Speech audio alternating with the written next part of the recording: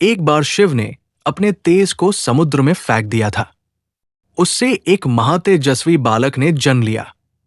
ये बालक आगे चलकर जालंधर के नाम से पराक्रमी दैत्य राजा बना।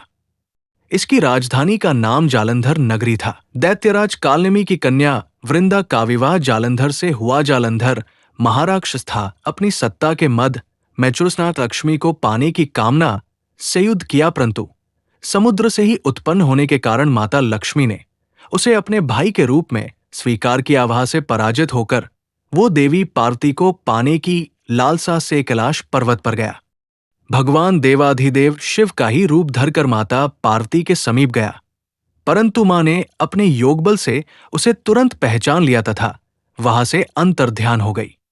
देवी पार्वती ने क्रुद्ध होकर सारा वृतांत भगवान विष्णु को सुनाया। जालंधर की पत्नी वृंदा अत्यंत पतिव्रता स्त्री थी। उसी के पतिव्रत धर्म की शक्ति से जालंधर न तो मारा जाता था और नहीं पराजित होता था। इसीलिए जालंधर का नाश करने के लिए वृंदावती को भंग करना होता शक था। इसी कारण भगवान विष्णु ऋषि का वेश धारण कर वन में जा पहुंचे, जहां वृंदा अकेली भ्रमण कर रही थी। भगवान के साथ दो मायावी राक्षस भी थे, जिन्हें देखकर वृंदा भयभीत हो ऋषि ने वृंदा के सामने पल में दोनों को भस्म कर दिया। उनकी शक्ति देखकर वृंदा ने कैलाश पर्वत पर महादेव के साथ युद्ध कर रहे अपने पति जालंधर के बारे में पूछा। ऋषि ने अपने माया जाल से दो वानर प्रकट किए। एक वानर के हाथ में जालंधर का सिर था तथा अपने दूसरे के हाथ में दशा देखकर वृंदा मूर्छित होकर गिर पड़ी।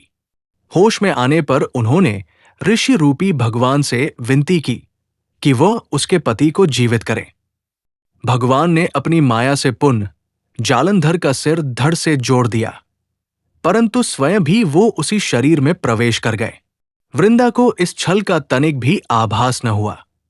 जालंधर बने भगवान के साथ वृंदा पतिव्रता का व्यवहार करने लगी, जिससे उसका सतीत्व भंग हो गया। ऐसा होते ही वृंदा का पति जालंधर युद्ध में हार गया। इस सारी लीला का जब वृंदा को पता चला तो उसने क्रुद्ध होकर भगवान विष्णु को हृदयहीन शिला होने का श्राप दे दिया। अपने भक्त के श्राप को भगवान विष्णु ने स्वीकार किया और शालिग्राम पत्थर बन गए। सृष्टि के पालनकर्ता के पत्थर बन जाने से ब्रह्मांड में असंतुलन की स्थिति हो गई। ये देखकर सभी देवी देवताओं ने वृंदा से प्रार्थना की वो भगवान विष्णु को श्राप मुक्त कर दे। वृंदा ने भगवान विष्णु को श्राप मुक्त कर स्वयं आत्मदाह कर लिया। जहां वृंदा भस्म हुई वहां तुलसी का पौधा उगा।